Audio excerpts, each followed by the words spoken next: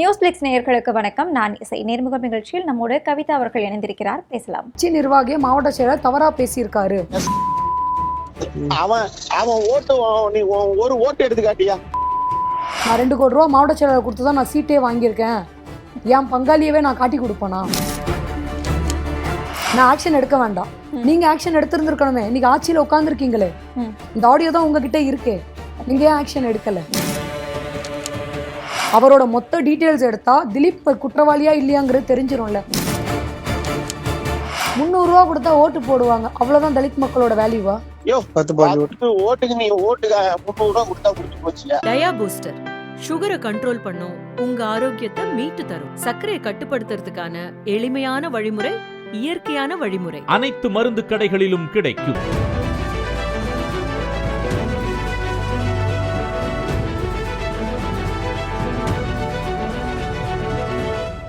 வணக்கம் கவிதா. வணக்கம். நேர்முகம் நிகழ்ச்சியில் மறுபடியும் சந்திச்சதுல ரொம்ப மகிழ்ச்சி. ஏற்கனவே நம்ம பேசியிருந்தோம். நாமக்கல் இப்போ எம்எல்ஏ ஆகிட்டாங்க. சிஎஸ் திலீப் மாண்புமிகு சட்டமன்ற உறுப்பினர். மாண்புமிகு சட்டமன்ற உறுப்பினர் சி திலீப் அவர்கள், நீங்கள் அவங்களுக்காக வேலை செஞ்சு கொடுத்தீங்க. பட் உங்களுக்கு பணம் தராமல் ஏமாற்றியதாக குற்றச்சாட்டை முன் வச்சுருந்தீங்க. நம்ம அது குறித்து விரிவாக பேசியிருந்தோம். இப்போது அது தொடர்பான ஆடியோக்கள் உங்ககிட்ட இருக்கிறதா சொல்லியிருக்கீங்க. விவரம் என்ன? இது என்னென்னா மேம், நாங்கள் ஃபஸ்ட்டு அவர்கிட்ட வேலை செய்யும் போதே இந்த ஆடியோ அவர்கிட்ட நாங்கள் கொடுத்துட்டோம். கொடுத்துமே அவர் என்ன செய்கிறாருன்னா, நான் தலைமைக்கு தெரிவிக்க சொல்லி தான் அந்த ஆடியோவே நாங்கள் கொடுக்குறோம். அந்த ஆடியோவும் வாங்கிக்கிட்டு, உனக்கு நான் பணம் தர முடியாது, நீ வெளியில் போ. ஃபஸ்ட்டு இந்த ஆடியோ கொடுக்கும்போதே அவருக்கு என்ன பயம்னா, இந்த ஆடியோ வெளியில் வந்துச்சுன்னா தமிழ்நாடு ஃபுல்லாக பெரிய சர்ச்சையை கிளப்போம். ஏன்னா ஒரு பறையர் சமுதாயத்தில் உள்ள ஒரு மக்களை நீங்கள் அப்படியே ஈஸியாக ஒரு வேர்டை கடந்து கொண்டு போகிறீங்க. ஒரு தவறான ஒரு அவதூறான வார்த்தையை விட்டு திட்டுறீங்க. உங்களுக்கு யார் உரிமை கொடுத்தா? முதல்ல அது என்ன ஆடியோ, அதுக்கும் திலீப் அவர்களுக்கும் என்ன சம்மந்தம், அதை தெளிவுபடுத்திக்கலாமே. ஷியோர். இந்த ஆடியோ நான் ப்ளே பண்றேன். அது தேவையா உங்களுக்கு? சரி சரி சரி. சொல்லனாலதான் நமக்கு கேட்டு கூட அவன் ஓட்டு நீ ஒரு ஓட்டு எடுத்து காட்டியா? அங்க இல்ல, அங்க இருக்கு ஒரு 10 ஓட்டு இருக்கும். 10 ஓட்டு இருக்கும். 10 ஓட்டுக்கு நீ ஓட்டுக்கு 300 ரூபா கொடுத்தா முடிஞ்சு போச்சியா? அதுக்கு நீ எல்லாத்தையும் மகிழ்ச்சிக்கிறியா? அங்க இருக்குதா ஓட்டு? நான் உனக்கு புடிச்சு தரையா? கௌதம் வீட்டு ஓட்டு இருக்கு 6 ஓட்டு. இப்ப சதீஷ் ஓட்டு எல்லாம் ஏகப்பட்டது. வெங்கி சதீஷ் வச்சு நிறைய பேர் பேசிருக்கு. இப்ப திரைப்படத்துல எல்லாம் வேலை பாட்டுக்கு 10 பாட்டுக்கு போயிட்டே தான் இருக்குது. இதெல்லாம் எப்படி கிடைக்குது உனக்கு? எல்லாம் ராதா இருக்காப்புல. இப்ப நம்ம இது பண்ணோமே, அவரு ஓட்டு, அவரு வீட்டு ஓட்டு எப்படி கிடைச்சது? நீ எங்க உள்ள வந்த, என்ன செஞ்ச, எப்படி பண்ண, எல்லாமே எங்க ஆதி அந்தம் இங்க. உனக்கு ஒண்ணு இல்ல, உன முத்தரை குத்தி மாவாட்டை இணைச்சாலும் முத்தரை குத்தி வெளியே தூக்கி தான் போட்டேன். என்ன நீந்திக்கோ, பொழைச்சிக்கோ, போய்க்கோ, அப்படிதான் நீ நீந்திட்டு இருக்க. உண்மையா? உண்மையா இல்லையா? ஆமா. நான் என்ன பணம் கொடுத்துட்டு நான் வரப்பெல்லாம் நீ ஏன் நிக்கணும், நீ எனக்கு கூட இருக்கணும், உனக்கு பொறுப்பு கொடுத்தல, நான் ஏதாவது ஒண்ணு பேசுறேன். நான் ஒண்ணு அப்படியெல்லாம் பேசிதான் செஞ்சுலாம் வச்சிருக்கணும். என்னை பொறுத்த வரைக்கும் ஸ்டார்ட் நான் ஒரு வார்த்தை விட்டேன். எங்க வேன்ல வரப்ப, சார் சதீஷோட முடிஞ்சிடக்கூடாது, 100 1000 1,00,000 பேர் பின்னாடி இருக்கணும் சார். சதீஷ் போயிட்டான், முன்னாடி 1000 பேர் இருக்கானுங்கடா அப்படின்னு வரணும். நாங்க அவர் சிஎஸ் திலீப் அவர்கள்ட்ட இந்த ஆடியோ நாங்க கொடுத்தோம். இது பேசினது யாரு? இது மாவட்ட செயலாளர் சதீஷும் துணை மாவட்ட செயலாளர் தில்லை மோகன் அவர்களும் பேசிக்கிட்ட conversation. Phone call conversation recorded by Thillai மோகன். ஓகே, இதை நான் குறிப்பிட்டிருந்தேன். அப்போ எங்கேருந்து உங்களுக்கு இந்த ரெக்கார்டு கிடைச்சிருந்தா அடுத்த கேள்வி நீங்கள் கேட்பீங்க. அவர் ரெக்கார்ட் பண்ணிட்டு அவர் என்ன இது ஒரு 2 பேருமே ஒரு நிதானம் இல்லாத நிலையில பேசிக்கொண்ட ஆடியோ. அதை எடுத்துட்டு இவருக்கு அகேன்ஸ்டா எவிடன்ஸா அவர் கிரியேட் பண்றாரு. ஓகே, அவங்களுக்குள்ளேயே எதுக்காக இதை கிரியேட் பண்றாரு அப்படின்னா, துணை மாவட்ட செயலாளர் இவர் பதவி விட்டு விலகிட்டாருன்னா அடுத்தது அவருக்கு தான் அந்த போஸ்டிங் கிடைக்கும். இப்போ இவர் பேசினவர் குற்றவாளினா கூட சேர்ந்து பேசினவரும் குற்றவாளி தான். கரெக்டுங்களா? எதுக்காக இந்த கான்வர்சேஷன் வந்தது அப்படிங்கிற பாயிண்ட் இருக்கு. இப்போ அந்த கட்சியில சில்லிமணின்னு ஒருத்தர் இருக்காரு. பறையர் சமுதாயத்தை சேர்ந்தவர் தான் அவர் இந்த எலெக்ஷனுக்காக ரொம்ப உழைச்சிருக்காரு. நிர்வாகி. ஓகே. ஒரு சடன் போஸ்ட்ல இருக்காரு. கட்சிக்காக ரொம்ப அதிவிதமா உழைச்சிருக்காரு. ஸோ அந்த நிர்வாகியை பத்தி இவங்க 2 பேரும் ஒரு கான்வர்சேஷன் பேசுறாங்க. அவருக்கு பின்னாடியே பேசுறாங்க. ஓகே. ஸோ அவர் டே டு டே கிரவுண்டில் ஒர்க் பண்ணியிருக்காரு. ஸோ இது எதுவுமே மாண்புமிகு சட்டமன்ற உறுப்பினர் அவர்களுக்கு தெரியாது. ஸோ இதை நாங்கள் வேலை செய்ய போகும்போது நாங்கள் சொல்கிறோம், பிரதர் இந்த மாதிரி இருக்குது, இந்த மாதிரி அவங்க பண்ணியிருக்காங்க, இந்த ஆடியோ வந்து எனக்கு ஷோ கொடுத்தவங்க இந்த ஆடியோவை எலெக்ஷனுக்கு அப்புறம் வெளியிடுறதா சொல்லிக்கிட்டு இருக்காங்க. மேபி எலெக்ஷனுக்கு முன்னாடி வெளியிட்டாலுமே தமிழ்நாடு ஃபுல்லாக டிவிகேவோட ஓட்டு பாதிக்கும். ஓட்டு பாதிக்குங்கிறத தாண்டி ஒரு சமுதாயத்தை இவ்வளோ தப்பாக பேசியிருக்காங்க. ஸோ எலெக்ஷனுக்கு பிஃபோரே நீங்கள் வந்து தலைமைக்கு தெரிவித்து சம்மந்தப்பட்டவங்க மேலே நடவடிக்கை எடுக்க சொல்லுங்கள்.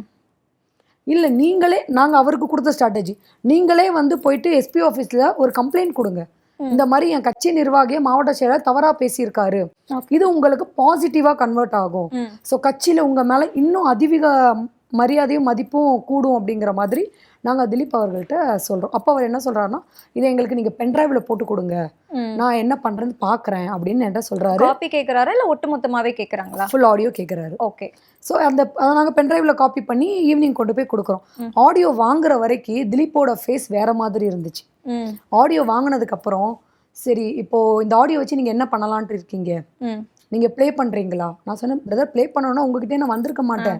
ஆப்போசிட்டில் மதிப்பிற்குரிய ராணி அக்கா இருக்காங்க, டிஎம்கே கேண்டிடேட்டு, ஸ்ரீதேவி மோகன் அண்ணா இருக்காரு, ஏடிஎம்கே கேண்டிடேட்ஸ் இருக்காங்க, பிரவீன் சொல்லி என்டிகே கேண்டிடேட் இருக்காரு. ஸோ யாராவது ஒருத்தவங்க கிட்ட நான் கொடுத்துட்டு போயிடுவோம் பிரதர், நான் ப்ளே பண்ணணும்னு வரல. இருக்கும் நான் ப்ளே பண்ணணும்னு வரல. இந்த நீங்கள் உங்களுக்காக என்னை வேலை செய்ய கூப்பிட்ருக்கீங்க, நீங்கள் சர்டன் அமௌண்ட் எனக்கு பே பண்ணுறீங்க, அந்த அமௌண்ட்டுக்கான வேலைகளை உங்களுக்கு ஒரு இது ஒரு ப்ளஸ் பாயிண்ட்டாக கூட அன்றைக்கி மாறி இருந்திருக்கும். திலீப் அவர்கள் அன்றைக்கி ஆக்ஷன் எடுத்திருந்தால், அன்னைக்கு அவர் வந்து ஒரு சாதாரண எம்எல்ஏ கேண்டிடேட் தானே, அவர் இது ஆக்ஷன் எடுத்திருந்தாரோ அப்படின்னா அன்னைக்கு வந்து இது அவருக்கு ஒரு பாசிட்டிவாக தானே மாறி இருந்திருக்கும். மாவட்ட செயலாளரை ஏற்று நிற்கிறாரு அப்படின்னா மக்களுக்கு என்ன வேணாலும் செய்வார் அப்படிங்கிற நோக்கத்தில் அவருக்கு நாங்கள் வியூவும் அமைச்சு கொடுக்குறோம். இந்த ஆடியோ வாங்கிக்கிட்டு அவர் என்ன சொன்னார்னா, எங்ககிட்ட நான் 2 கோடி ரூபா மாவட்ட செயலாளர் கொடுத்து தான் நான் சீட்டே வாங்கியிருக்கேன், என் பங்காளியவே நான் காட்டி கொடுப்பேனா? ஓகே. எல்லாமே கூட்டுக்கணவாளிகள், எல்லாமே 2 பேருமே ஒன்று தான். அவர் சொல்கிறதே என்னன்னா, என் பங்காளியை நான் காட்டி கொடுப்பேனா? இந்த ஆடியோ இப்போ உங்ககிட்ட ஆக்சுவலாக அவர் என்கிட்ட கேட்குறாரு, இந்த ஆடியோ உங்ககிட்ட காப்பி இல்லையான்னு. நான் இல்லை பிரதர், நான் அந்த ஆடியோ வச்சு என்ன செய்ய போகிறேன், நீங்கள் வாங்க நாளைக்கு காலையிலே முதல்ல வந்து நம்ம எஸ்பி ஆஃபீஸில் கம்ப்ளைண்ட் கொடுப்போம், ஒரு ப்ரெஸ் மீட் கொடுப்போம். ஸோ நான் போனது அவருக்கு வேலை செய்ய, ஸோ அந்த கிரவுண்ட் ஒர்க் அவருக்கு நாங்கள் பண்ணி கொடுக்குறோம். ஆடியோ வாங்கிட்டு அப்படிலாம் பண்ண முடியாது, என் பங்காளி அவன். ஓகே. ஆனால் அங்கேயே வச்சு பேசுகிறாங்க. இப்போ நான் சொல்கிற இது வந்து பார்த்தீங்கன்னா, நீங்கள் அவரோட சிடிஆர்எம் ரிப்போர்ட் எடுத்து பார்த்தீங்கனாலே தெரிஞ்சிடும். நான் அங்கே அப்ராக்ஸ் ஒரு 9:30 10 o'clock அவர்கிட்ட இந்த கான்வர்சேஷன் நடக்குது. அந்த கான்வர்சேஷன் டைமில் திலீப் அவர்கள் சதீஷ் அவர்களுக்கு கால் பண்ணியிருக்காரா இல்லையாங்கிறத நீங்கள் செக் பண்ணலாம். சிடிஆர்எம் இப்போ இது வந்து இப்போ சர்ச்சை ஆகும்போது காவல்துறை கிட்ட போகும். ஸோ இதில் திலீப்புக்கும் சம்மந்தம் இருக்கா இல்லையாங்கிறத காவல்துறை கண்டுபிடிக்கலாம். ஸோ நாங்கள் டைம் டேட்டோடவே கொடுக்குறோம்ல. கால் பண்ணுறாரு, அவர் கூட கார்த்தின்னு ஒருத்தர் ட்ராவல் பண்ணுறாரு, அவருமே என்ன பண்ணுறாருன்னா கால் பண்ணி பேசியிருக்காரு, திலீப் கூட ட்ராவல் பண்ணுறாரு. ஆமாம் ஆமாம். ஸோ இவங்க எல்லாருமே என்ன பண்ணுறாங்கன்னா சதீஷை ப்ரொடெக்ட் பண்ணுறாங்க. உங்களுக்காக களத்தில் இறங்கி வேலை செஞ்ச ஒரு நபர், உங்கள் கூடையே ட்ராவல் பண்ணுற நபர், அப்போ நீங்கள் என்ன பண்ணுறீங்க, அவரை பேசுனா பரவாயில்ல, எனக்கு அது பிரச்சனை இல்லை, நான் என் மாவட்ட செயலரை ப்ரொடெக்ட் பண்ணுறேன். ஏன்னா மாவட்ட செயலரை பிடிச்சா என்ன ஆகும், இவர் பணம் கொடுத்து சீட்டு வாங்கின கதை வெளியில் வந்துடும். எங்கெங்கே பணம் போயிருக்கு, யார் யாருக்கு இதில் கனெக்ஷன் இருக்குது, எல்லார் பேரும் வெளியில் வருங்கிற பயத்தில் அவர் என்ன பண்ணுறாருன்னா அவரை காட்டி கொடுக்காம இவரோட சீட்டை ப்ரொடெக்ட் பண்ணுறாரு. தலைமைக்கு திலீப் அவர்கள் கொண்டு போய் சேர்க்கலை. ஓகே. தலைமைனா எதை மீன் பண்ணுறீங்க? பொதுச் செயலாளராக இருக்கட்டும், இல்லை மாண்புமிகு இப்போ இருக்கிற முதலமைச்சராக இருக்கட்டும், கண்டிப்பாக சொல்லியிருந்துருக்கணும்ல. யாருக்குமே அவர் தெரியப்படுத்தாமல் இந்த பிரச்சனையை மூடி மறைக்கிறாரு. அவரோட நோக்கம் என்னன்னா, ஆஃப்டர் ஆல் பொம்பளை தானே, அவங்க ஒரு கணிப்பு கணிச்சிட்டாங்க, இந்த ஆடியோவை நான் வெளியில் விட மாட்டேன். ஏன்னா லாஸ்ட் இன்டர்வியூலையுமே நீங்கள் ஆடியோ கேட்கும்போது நாங்கள் சொன்னது அதுதான். இப்போதைக்கு இந்த ஆடியோ வெளியில் விடணுங்கிற அவசியம் எனக்கு இல்லை.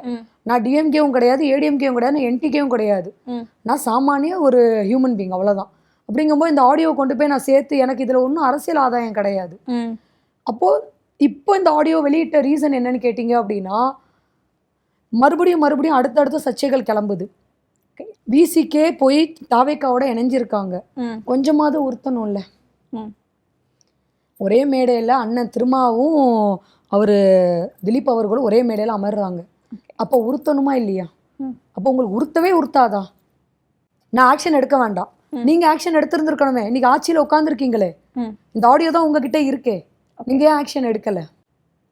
இப்போ யாரை ப்ரொடெக்ட் பண்ணுறீங்க? கம்யூனிட்டி ப்ரொடெக்ட் பண்ணுறீங்களா? இந்த கொஸ்டின்காக தான் நாங்கள் வந்து இந்த ஆடியோ வந்து நம்மளுக்கு தெரிஞ்ச தோழமையில் சொன்னோம். அப்புறம் விசிகேலேருந்து அவங்க ஆடியோ ரெக்கவரி பண்ணி வெளியிட்டிருக்காங்க. அண்ணன் சேந்தை மணி அவர்கள் வந்து இந்த ஆடியோ வெளியிட்டிருக்காரு. ஓகே. அப்புறம் ரஞ்சித் அவர்கள் சப்போர்ட் பண்ணியிருக்காங்க. நான் சேந்தமங்கலம் சட்டமன்ற தொகுதியிலேருந்து நிறைய பேர் இப்போ இதுக்காக சப்போர்ட் பண்ணுறாங்க. அன்னைக்கு இதை தானே நாங்கள் கற்றுனோம். இல்லை நீங்கள் அன்னைக்கு இந்த ஆடியோ வெளியிட்டிருந்தீங்கன்னா இதை விட அன்னைக்கு நான் அதிகமாக இருக்கும். அன்னைக்கு அந்த ப்ரெஸ் அந்த நம்ம இன்டர்வியூவில் நடந்த கமெண்ட்ஸே பார்த்தீங்கன்னா மறுபடியும் அதே தான் 200 UP. அன்னைக்கு நான் விட்டுருந்தேன்னா இது டிஎம்கேக்கு நான் ஃபேவராக பண்ண மாதிரி போயிருந்துரும். பட் இருந்தாலும் இந்த பக்கம் நடக்கக்கூடிய இந்த களவாணித்தனத்தை நீங்க அம்பலப்படுத்தின இல்லை மாதிரி நாங்கள் வெயிட் பண்ணோம். திலீப் அவர்களே இந்த விஷயத்துக்கான ஆக்ஷன் எடுப்பாருன்னு நாங்கள் வெயிட் பண்ணோம். அவருதான் நாங்க பங்காளிகளை மாட்டி கொடுக்க மாட்டேன்னு சொல்லிட்டு அப்புறம் இல்ல, எப்படி நீங்க இப்ப வெயிட் ஆட்சி பண்றீங்க? பிடிச்சதுக்கு அப்புறம் அவரு பண்ணியிருப்பாரு அப்படிங்கிற மாதிரி நாங்க ஒரு எதிர்பார்ப்போட வெயிட் பண்ணோம். விசிகே தலைவர்கிட்ட இந்த இன்டர்வென்ஷனும் நாங்க கொண்டு போயிருக்கோம். கொண்டு போகாமலாம் கிடையாது. இல்ல இப்ப விசிகே தலைவரே டிவிகே கூட தான் இருக்கிறாங்க. நீங்க அவங்கள பத்தி அவங்க கிட்டயே போய் சொல்ற மாதிரி இல்ல இல்ல இருக்கு. இப்போ சொல்ல நான் எலெக்ஷனுக்கு பிஃபோரே வந்து விசிகேல இருக்க ஒரு சில நிர்வாகிகள்கிட்ட இதை பத்தி நான் பேசியிருக்கேன். எல்லாருமே சொல்ல இப்போ எலெக்ஷன் டயத்துல எந்த விதமான பிரச்சனைகளும் வேண்டான்னு சொல்லி திமுக தவிர்த்ததாக சொன்னாங்க. எந்த பிரச்சனையுமே வெளியிட வேண்டாம், எலெக்ஷன் நல்லபடியா நடந்து முடிக்கட்டும், எதா இருந்தாலும் எலெக்ஷனுக்கு அப்புறம் பார்க்கலாம், இதை தான் சொன்னாங்க. சரி ஓகே, நம்ம இதை பற்றி ராஜ்மோகன் அண்ணாட்ட பேசியிருக்கோம். அதோட ஆடியோவுமே நம்ம லாஸ்ட் இன்டர்வியூவில் வெளியிட்டிருக்கோம். இப்போ எங்களுக்கு என்ன கோவம் அப்படின்னா, இந்த ஆடியோ இப்போ இந்த 2 மந்த்துக்கு அப்புறம் வெளியில் வந்த கோவம் என்னன்னா, வன்னியரசு அண்ணனுக்கு ஒரு அமைச்சரவையில் பதவி கொடுத்துருக்காங்க. உண்மையிலே வரவேற்கத்தக்கது. அவர் இன்னைக்கு ஒரு அமைச்சராக பார்க்கும்போது ஒரு சமுதாயத்தோட ரெப்ரசன்டேட்டிவ் வன்னியரசு அண்ணன். நீண்ட நாள் எதிர்பார்ப்பு. எனக்கு என்ன கோவம் அப்படின்னா, உங்கள் எல்லாருக்குமே இந்த விஷயம் தெரியும், ஏன் இதை பற்றி யாரும் பேசலை? ஆட்சிக்கு வந்து 2 மாதங்கள் ஆகுது. ஓப்பனாக சொல்லணும்னா வீட்டில் கரண்ட் இல்லை சிஸ்டர். அது எல்லாம் இருக்க பிரச்சனை இல்லை நான் சொல்கிறேன், வீட்டில் கரண்ட் கிடையாது, ப்ராப்பரான எஜுகேஷன் சிஸ்டம் இல்லை. ப்ரீவியஸ் கவர்மெண்ட்டில் யார் யார் என்னென்ன கொண்டு வந்தாங்களோ அது எல்லாத்தையுமே வந்து இவங்க அப்படியே ஸ்டிக்கர் ஒட்ட ஆரம்பிச்சுக்கிட்டு இருக்காங்க. அதுக்கப்புறம் பார்த்தீங்கன்னா பொம்பளை பிள்ளைங்களை வெளியில் அனுப்ப முடியலை. குழந்தைய ஒரு 10 வயசு குழந்தைய வெளியில் அனுப்ப முடியலை. 3 வயசு குழந்தைய ரேப் பண்ணுறாங்க. இதெல்லாம் இதுக்கு முன்னாடி நடக்கலன்னு நினைக்கிறீங்களா? டிஎம்கேலேருந்து யாருமே பண்ணலைங்களே. பண்ணியிருக்காங்களே. டிஎம்கேலேருந்து யார் பண்ணியிருக்காங்க. நமக்கு வந்து இங்கே ஃப்ளைட்டில் வச்சு டிஎம்கேவோட அவங்க ஒரு 3 வயசு குழந்தை அந்த பிரச்சனை போயிட்டு இருந்தது. சரி, அதுக்கு என்ன ஆக்ஷன் எடுத்தாங்க டிஎம்கேலேருந்து? கட்சியை விட்டு நீக்கிருந்தாங்க. இங்கே என்ன ஆக்ஷன் எடுக்கப்பட்டிருக்கு? கட்சியை விட்டு நீக்கிருக்காங்க. கட்சியை விட்டு நீக்கினா போதுமா? அப்போ டிஎம்கே அரசாங்கத்தை ஏன் விமர்சிக்கிறீங்க? அவங்க செய்கிறது தானே நீங்களும் செய்ய வந்திருக்கீங்க. டிஎம்கே அரசாங்கம் என்ன பண்ணாங்க? கட்சியை விட்டு நீக்கினாங்க, நீங்களும் கட்சியை விட்டு நீக்கினீங்க. ஒரு பொம்பளை பிள்ளை மேலே கை வச்சா தூக்கில் போடுற தைரியம் யாருக்காவது இருக்காங்க? தூக்கில் போடுற நாட்டிலெல்லாம் இதெல்லாம் குறைஞ்சிட்டுன்னு சொல்ல வரீங்களா? பயம் இருக்குல்ல. இல்லை அங்கே நடக்கலன்னு சொல்ல வரீங்களா? பயம் இருக்குல்ல. பயம் இருந்து என்ன பிரயோஜனம்? அங்கேயே நடக்குதுல்ல. 50% குறைஞ்சிருக்கா? ஒரு 50% குறைஞ்சிருக்கா? ஒரு பொம்பளை பிள்ளையை தொட்டா இந்த மாதிரி நடக்குங்கிற ஒரு பயம் கொண்டிருக்கா? இங்கே இருக்கா அந்த பயம்? டெய்லி 10 நியூஸ் கடந்து தான் போகிறோம்.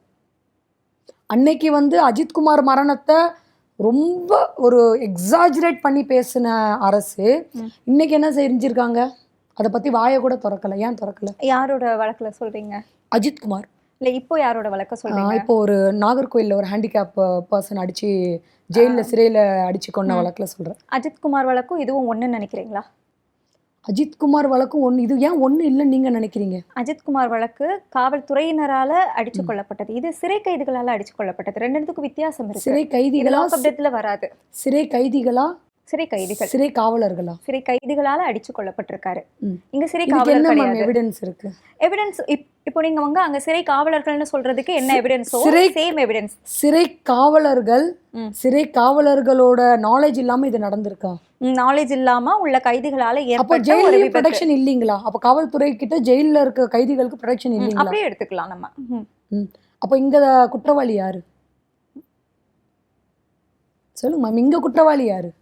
யாரை இங்க குற்றவாளியா நீங்க காட்டப்படுறீங்க? ஒரே ஒண்ணுதான், ஒரு சமுதாயத்தை அவதூறா பேசுறாரு. நேற்று மார்க்கண்டேன் எம்எல்ஏ மார்க்கண்டேன் அவர்கள் நேற்று ஒரு அரசை குறித்து ஒரு சர்ச்சையான பேசினாருன்னு சொல்லி இன்னைக்கு காலையில் அரெஸ்ட் பண்ணிட்டீங்க. 2 நாளாக ஒரு பெரிய சமுதாயம், ஒரு பெரிய கட்டமைப்பில் இருக்க சமுதாயத்தை தரகுறவா பேசினவர் இது வரைக்கும் அரெஸ்ட் பண்ணல. ஏன் மேம் பண்ணல? யாரு சொல்றீங்க? மாவட்ட செயலாளர் சதீஷ் அவர்களை. ஓகே. இந்த விஷயத்த நீங்க முன்னாடியே சொல்லியிருந்தீங்கன்னா இப்போ இந்த இடத்துல வந்து நம்ம கேள்வி நாங்க கேட்க வேண்டிய நிலை சொல்லியிருக்கோமே. வந்திருக்காது. நாங்க கண்டினியூவா சொல்லிக்கிட்டே தானே இருக்கோம். சொல்றீங்க ஆடியோ ஆதாரத்தோட சொல்றீங்க. ஏன்னா இப்போ ஆதாரத்தோட பேசினாலே அரசு அப்படிங்கிற நிலைமைக்கு தான் இருக்கு. இப்போ ஆதாரத்துடன் ம். கொடுக்கறதுக்கு யார் முன்ன வந்தாங்க? நம்ம சேனல்ல நீங்க வெளியிட்டு இருக்கலாமே. நம்ம சேனல்ல அது எலெக்ஷன் டயத்துல அந்த சர்ச்சை வேணான்னு சொல்லி தானே நம்ம அதை ஹோல்ட் ஆன் பண்ணணும். நம்ம அந்த நேரத்துல தவிர்த்துட்டு இப்போ வந்து ஆக்ஷன் எடுக்கல அப்படின்னு சொல்றது சரியான இப்போ வாதமா கம்ப்ளைண்ட் இருக்குமா? கொடுத்தாச்சு. அஃபிஷியலா நாமக்கல்ல கம்ப்ளைண்ட் கொடுத்துருக்கேன். ம். கம்ப்ளைண்ட் கொடுத்து 2 நாட்கள் ஆகுது. ஏன் ஆக்ஷன் எடுக்கல? Okay. கம்ப்ளைண்ட் கொடுக்குறவங்கள ஏன் வந்து சப்ரஸ் பண்ணப்படுது? ம். அவங்கள ஏன் வந்து நீங்க அமைதியா இருங்க, நீங்க வீடியோஸ் போடாதீங்கன்னு ஏன் சொல்லப்படுது? என் பேச்சுரிமை இல்லைங்களா? இப்போ நீங்க கம்ப்ளைண்ட் கொடுக்க போகும்போது என்ன நடந்தது? நான் கம்ப்ளைண்ட் கொடுக்கல. Okay. விசிகே தோழர்கள் ம். கம்ப்ளைண்ட் கொடுத்துருக்காங்க. ம். 2 நாள் வெயிட் பண்ணுங்க. நேத்து நைட்டு பேசினவரை இன்னைக்கு காலையில அரெஸ்ட் பண்ண முடியுது அப்படின்னா வெள்ளிக்கிழமை பேசினாங்க, திங்கட்கிழமை அரெஸ்ட் பண்ணிட்டாங்க. 2 நாளைக்கு முன்னாடி அந்த ஆடியோ வெளியிட்டிருக்கோமே, ம். அதை ஏன் வந்து இது வரைக்கும் அவர் அரெஸ்ட் பண்ணல? அவர் அரெஸ்ட் பண்ணி அவரோட மொத்த டீட்டெயில்ஸ் எடுத்தா திலீப் குற்றவாளியா இல்லையாங்கிறது தெரிஞ்சிரும்ல. ம். இப்போ இங்க நானும் நீங்களும் உட்காந்து பேசுறோம், திலீப் குற்றவாளியா இல்லையாங்கிறத பேசுறோம். ம். அவர் அரெஸ்ட் பண்ணா திலீப் குற்றவாளியா இல்லையாங்கிறது தெரியும்ல. ம். அப்படி ஒரு உறுப்பினர் வந்து தான் நீங்க அரசு அமைக்கணுமா? இன்னைக்கு விசிகே சப்போர்ட் இல்லை அப்படின்னா இந்த அரசு அமைஞ்சிருக்குமா?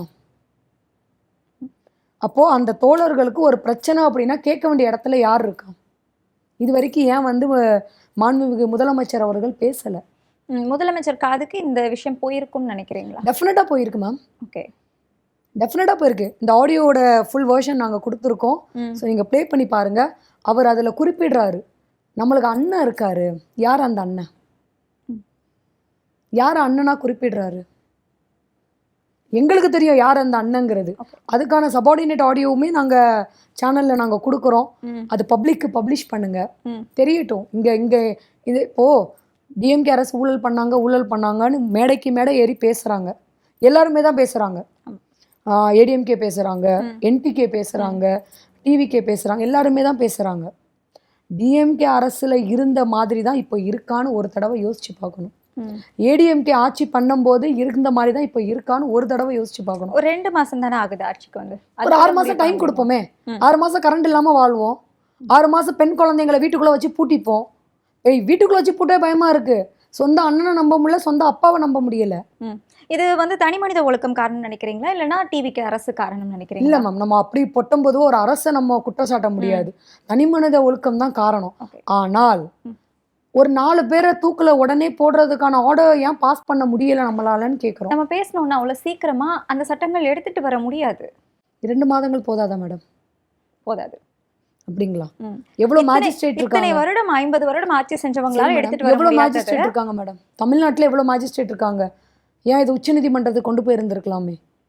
இது ஒரு பில் பாஸ் பண்ணியிருந்திருக்கலாம். அட்லீஸ்ட் ஒரு இனிஷியேட்டிவ் பண்ணியிருக்கலாம். ஏன் இனிஷியேட்டிவ் கூட பண்ணலன்னு தான் கேட்குறேன். நீங்க உடனே இன்னைக்கு நடந்ததை நாளைக்கு தூக்குல போடுங்கன்னு கேட்கல. இதுக்கான ஒரு இனிஷியேட்டிவ் ஏன் எடுக்கல? அப்போ அதுதான் சொல்றேன், 6 மாசம் வெயிட் பண்ணுங்க.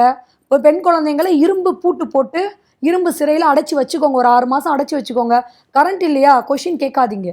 ரோட்ல வந்து உட்கார்றீங்கல்ல, அதுல எத்தனை பேர் டிவி கேக்கு ஓட்டு போட்டிருக்கீங்க? ஏன் உட்கார்றீங்க? விஜய் அண்ணா வரணும், மக்களுக்கு நல்லது செய்யணும்னு சொல்லிட்டு ஏன் அவர் மேல வந்து மறுபடியும் வந்து ஒரு சர்ச்சையா கொண்டு போய் விடுறீங்க? எதிர்கட்சிகள் பேசுற அளவுக்கு ஏன் நீங்க அவருக்கு வாய்ப்பு கொடுக்குறீங்க? கரண்ட் இல்லையா, சகிச்சுக்கோங்க. இப்போ லாஸ்ட் மந்த்லாம் பார்த்தீங்கன்னா, நான் எனக்கு தெரிஞ்சு இத்தனை வருட காலத்தில் ஒரு அதிகபட்சம் ஒரு 6000-7000 ரூபாய்க்கு மேலே கரண்ட் பில் கட்டினதே கிடையாது. இந்த மந்த் நான் 17,000 கட்டியிருக்கேன். நான் அமைதியாக தானே இருக்கேன். ஆமாம், நான் அமைதியாக தானே இருக்கேன். என் வீட்டில் ஒரு 2 வருஷமா என்ன எக்யூப்மெண்ட் நான் யூஸ் பண்ணுறேனோ அதே எக்யூப்மெண்ட் தான் இப்போ யூஸ் பண்ணுறேன். நான் அமைதியாக தானே இருக்கேன். நான் டிவி கேக்கு ஓட் போடலை. நான் ஒரு பப்ளிக் பிளாட்ஃபார்மில் ஓப்பனாகவே நான் சொல்கிறேன். ஓகே, நான் டிவி கேக்கு ஓட் போடலை. நான் அமைதியாக தானே இருக்கேன். டிவி கேக்கு ஓட் போட்டு நீங்கள் ஏன் பேசுறீங்க? இப்போ ரியலைஸ் பண்ணிட்டு பேசுறாங்க அப்படின்னு எடுத்துக்கலாம். எப்படி எடுத்துக்கிடலாம் மேம்? பேசாதீங்க. 6 மாசம் ஒரு டைம் கேட்குறாருல, கொடுங்க. 2500 ரூபா பணம் வரல, எதுக்கு பேசுறீங்க? பட்ஜெட் வரப்போகுது தெரியும். அதான் மேம், பேசாதீங்க. அவர் ஒரு 6 மாசம் விட்டுருங்க. பாலியல் குற்ற வழக்கு நடக்குதா, நடந்துக்கிட்டே இருக்கட்டும். யாருமே பேசாதீங்கன்னு சொல்கிறோம். பாலியல் குற்ற வழக்கு நடக்கட்டும். 10 பிள்ளைங்க இடத்துல 100 பிள்ளைங்க வந்து சாகுறாங்களா, சாகட்டும். அப்படியே கடந்து போயிருங்க. ஓட்டு போட்டிங்கல்ல, ஓட்டு போட்டவங்க எதுக்கு வந்து ரோட்டில் உட்காடுறீங்க? இந்த கொஷின் தான் என்னை வந்து ஒரு 2 மாத காலமாக வந்து ரொம்ப அதிகமாக வந்து மன உளைச்சல் ஆக்குது. ஓகே. நான் டெய்லி ஒரு ஒரு 10 ஹவர்ஸ் இன்ஸ்டாவில் நம்ம ஸ்க்ரோல் பண்ணுறோன்னு வச்சுக்கோங்களேன். அந்த 10 ஹவர்ஸுமே அங்கே வந்து பாலியல் குற்ற வழக்கு நடந்துருச்சு, பெண்களுக்கு பாதுகாப்பு இல்லை, திருநங்கைகளுக்கு பாதுகாப்பு இல்லை. ஏன் சொல்கிறீங்க பாதுகாப்பு இல்லையா? வீட்டில் இருங்க. ஒரு 6 மாதம் எல்லாருமே வந்து அவரோட ஆட்சி வந்து நல்லபடியாக அமையறதுக்காக டைம் கொடுத்து வீட்டில் இருப்போம். பேச வேண்டாம். எந்த சோஷியல் மீடியாலையும் யாருமே பேச வேண்டாம். எதிர்க்கட்சிகள் பேசுகிறாங்களோ அவங்க பேசட்டும். பப்ளிக் நீங்கள் ரோட்டில் வந்தே உட்காராதீங்க. உட்காந்து என்ன ஆக போகுது? இல்லை நடக்க போதா? அரெஸ்ட் பண்ணுவாங்க. சரி, அரெஸ்ட் பண்ணிட்டாங்க, நெக்ஸ்ட்டு அவ்வளோதான் நடக்க போகுது. நான் ஒரு சம்பவம், ஆக்சுவலி இது மீடியா அளவுக்கு பப்ளிஷ் கூட ஆகலை. இது நாமக்கல்லில் இருக்க நிறைய பேருக்கு தெரியும். ஒரு குழந்தைய வந்து ஒரு 60 வயதும் 65 வயது முதியவர் வந்து ரேப் பண்ணிட்டாங்கன்னு சொல்லி எனக்கு ஒரு இன்ஃபர்மேஷன் வருது. அவரை கொண்டு போயிருக்காங்க, அவர் எஃப்ஐஆர் போட்டிருக்காங்க, அரெஸ்ட் பண்ணியிருக்காங்க. குழந்தை கன்சீவாக இருக்குது. இப்போ அடுத்து எப்படி சொல்கிறாங்கன்னா, அந்த குழந்தையோட அம்மாவை, அவங்க அம்மா சரியில்லை, சூலூர்லேயுமே அதான் பண்ணாங்க. ஒரு தாய் சரியில்லைன்னா அந்த குழந்தை மேலே எவன் வேணாலும் கை வைப்பானா? சிம்பிளாக கேட்குறேன். தாய் சரியில்லைங்க, தாய் போதையில் கடந்தாங்க, அந்த குழந்தை மேலே கை வைக்க யாருங்க தைரியம் கொடுத்தா? எல்லாரும் என்ன நினச்சி ஓட்டு போட்டாங்க? எங்கள் அண்ணன் வந்தால் பார்த்துப்பாரு, எங்கள் மாமா வந்தால் பார்த்துப்பாரு, இது சொல்லி தானேங்க ஓட்டு போட்டாங்க. இப்போ இருக்கக்கூடிய இந்த சிங்கப்பெண் சிறப்பு அதிரடிப்படை அது எஃபெக்டிவாக இல்லை அப்படின்னு சொல்ல வரீங்களா? மேம் அவங்களுக்கு எப்படி சொல்கிறதுனா, கால் பண்ணால் போக மாட்டேங்குது மேம். சிங்கப்பெண் படைக்கு பேசிக்காக கால் பண்ணால் போக மாட்டேங்குது மேம். ஓகே. கால் பண்ண அதுவுமே நிறைய பேர் கொடுத்துருக்காங்க. நான் இன்னும் ட்ரை பண்ணி பார்த்தது. நைட்டு ஃபுல்லாக கால் பண்ணியிருக்காங்க, போகலை. மறுநாள் அவங்க வீடியோ போட்டிருக்காங்க. மறுநாள் சிங்கப்பெண் அதிரடி படையிலேருந்து போயிட்டு எங்கள் பர்சனல் நம்பர் வச்சுக்கோங்க. அடுத்த நாள் நைட்டு ஒருத்தவங்களை ரேப் பண்ணி விட்டுட்டு போயிட்டான். நீங்கள் ஃபுல்லாக கால், யாருமே போகலை. காலங்காத்தால போய் இனிமேல் உங்களுக்கு ரேப் நடந்தா நாங்கள் வந்துருவோம் அப்படின்னு சொல்கிறது, இது எந்த விதமான கட்டமைப்புன்னு தெரியலை. வேற எதுவுமே வேண்டாம் மேம். அவர் வந்து 2500 ரூபா பணம் தர வேண்டாம், எந்த வளர்ச்சியுமே கொண்டு வர வேண்டாம். விவசாயிகளுக்கு தேவையான தண்ணி இது வரைக்கும் வந்திருக்கா? இதுக்குள்ள தண்ணி விட்டுருந்தா 15 நாள் ஆயிருக்கும் நாத்து விட்டு. வந்திருக்கா இது வரைக்கும்? விவசாயிகள் இறங்கி ரோட்ல போராட விட்டுருக்காரு, அதுக்கு என்ன மேம் பேசினாரு? இப்போ இவர் வந்து ஒரு சில அறிக்கை விடுறாரு பிஃபோர் எலெக்ஷன், நான் வந்தா இதெல்லாம் செய்வேன்னு. இதெல்லாம் செய்வேன்னு சொல்றதுக்கு முன்னாடியே கஜானால எவ்வளவு கடன் இருக்குன்னு தெரியுமா தெரியாதா? காமன் பப்ளிக் எனக்கு தெரியும், ஏன்னா எல்லாமே வந்து ஓப்பனா வெளியிடப்பட்டுருச்சு. அப்போ அந்த கடனோட நிதி நிலைமை பார்த்து தன் கட்சியில இருக்க அவர்கிட்ட எக்ஸ்பர்ட்ஸ் நிறைய இருக்காங்க. இன்னைக்கு டிஎம்கே ஏடிஎம்கேல என்டிகேல இல்லாத எக்ஸ்பர்ட்ஸ் அவர்கிட்ட இருக்காங்க. ஸோ அதை அமைச்சிருந்திருக்கலாமே, அதுக்கு தகுந்த மாதிரி ஒரு ஒரு ஒரு அறிக்கை வெளியிட்டு இருந்திருக்கலாமே. எதுவுமே வேண்டாம். உன் வீட்டு பிள்ளைக்கு நான் பாதுகாப்பாக இருப்பேன், நான் அண்ணனா இருக்கேன், நான் மாமனா இருக்கேன்னு சொன்னவர் இது வரைக்கும் செஞ்சிருக்காரா? அரெஸ்ட் பண்ணிட்டாங்க. டிஎம்கே ஆட்சியிலேருந்து தான் அரெஸ்ட் பண்ணாங்க. ஞானசேகரன் அண்ணா பல்கலைக்கழகம் ஏன் அரெஸ்ட் பண்ணலையா? அவரை அரெஸ்ட் பண்ணி ஜெயிலில் தானே வச்சாங்க. எல்லா குற்றவாளிக்கும் கொடுக்க வேண்டிய அதே தண்டனையை தானே அவருக்கும் கொடுத்தாங்க. அப்போ தாவேகா அரசும் டிஎம்கே அரசுக்கும் என்ன வித்தியாசத்தை மக்கள் வந்து பார்த்துட்டாங்க. ஏதாவது கேட்டால் குளத்தூரில் உங்கள் அப்பாவை காணுங்கிறாரு. இதெல்லாம் எந்த விதமான நாகரிகமான அரசியல்? ஏங்க எனக்கும் ஒரு அப்பாங்க. இப்போ உதயநாவை சொன்னது மட்டும் கிடையாது, தமிழ்நாட்டு மக்கள் எத்தனை பிள்ளைங்க இன்னைக்கு படிச்சு வந்திருக்காங்களோ, முதல் பெண் காவலர் கொண்டு வந்தது கலைஞர். கரெக்டுங்களா? அப்போ நீங்க எங்க வரைக்கும் அசிங்கப்படுத்தியிருக்கீங்க? இதை கேள்வி கேட்டா பிடிச்சி உள்ள போட்டுருவீங்க. நம்ம நண்பர் அன்பானந்தனை தூக்கி உள்ள போடுறதுக்கான வேலைகள் பார்த்தாங்க. டிஎம்கே பீப்புள் எல்லாருமே பேக்கப் பண்ணாங்க.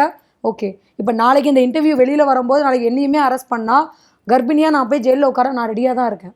பயந்துலாம் இல்லை. மக்களுக்கு ஒரு பிரச்சனை நடக்கு, கேள்வி கேட்டால் நீங்கள் அரெஸ்ட் பண்ணுவீங்கன்னா பண்ணிக்கோங்க. இந்த கேள்வியிலேயே வந்து என்ன ஒரு கேள்வி உள்ளே வருது அப்படின்னா, உங்களுக்கு தாவேகாவுக்காக வேலை செஞ்சு கொடுத்துருக்கீங்க, அங்கேருந்து உங்களுக்கு பணம் கொடுக்கப்படலை, அந்த காழ்ப்புணர்ச்சியில் நீங்கள் பேசுகிறீங்களோ அப்படிங்கிற மாதிரி வருது. மேம் பணம் வேணும்னா இதுக்குள்ளே நான் வந்து அடுத்த கட்ட நடவடிக்கை எடுத்திருப்பேனே, நான் எதுவுமே பண்ணலையே.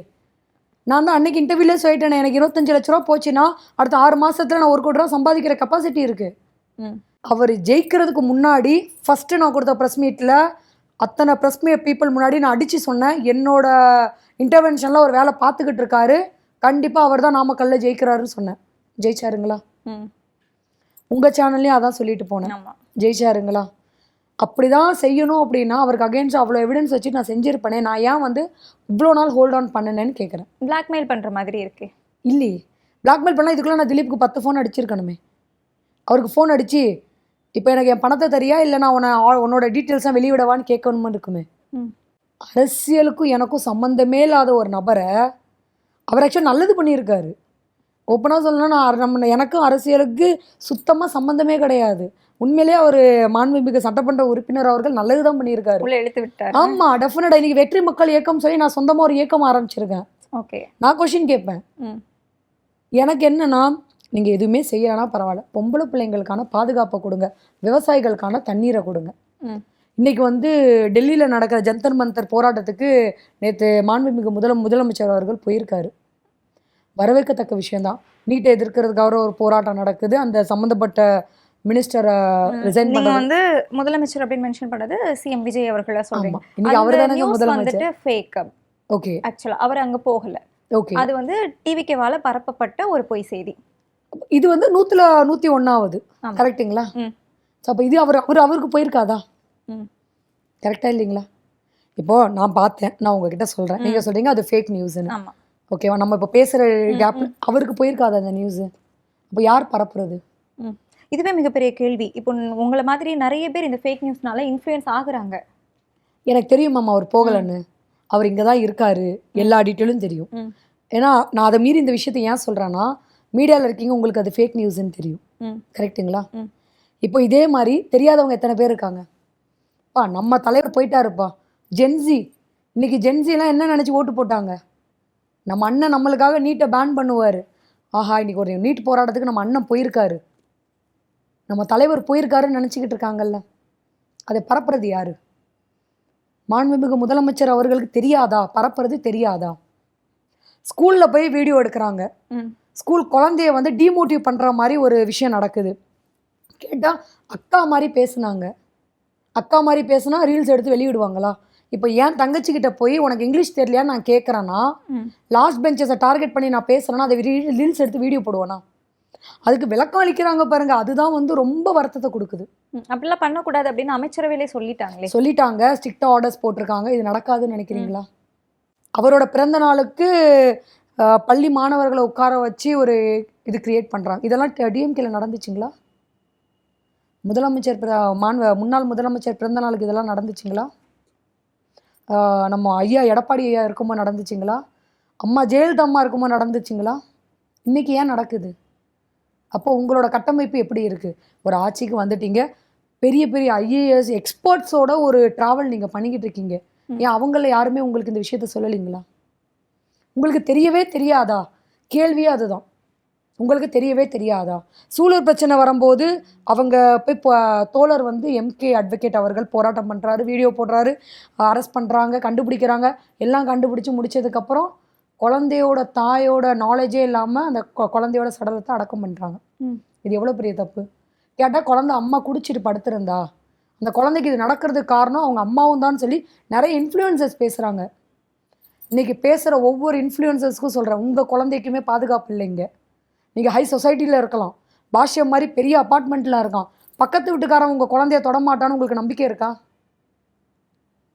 அடுத்த குழந்தைங்களை பற்றி நம்ம பேசும்போது, இன்னொருத்தவங்க ஃபேமிலியை பற்றி பேசும்போது ஃபஸ்ட்டு நம்ம யோசிக்கணும்.